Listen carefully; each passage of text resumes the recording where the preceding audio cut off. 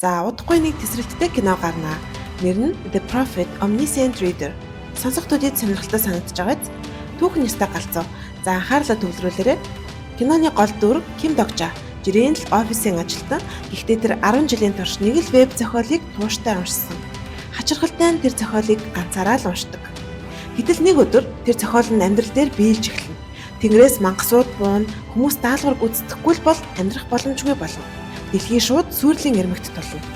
Хүмүүс сандарч тэмцэж байхад Ким Докжа бол дотроо энэ чинь яг зохиолын 135 дугаар бүлэг байна штэ гэд бодож сон. Тэр бол энэ ертөнцийг мэдэх цорын ганц хүн. Учир нь тэр зохиолын бүх үйл явдлыг цээжилчихсэн. Тэр зохиолын төгсгөлийг ч мэддэг. А гэхдээ тэр өөрөө гол дүр биш.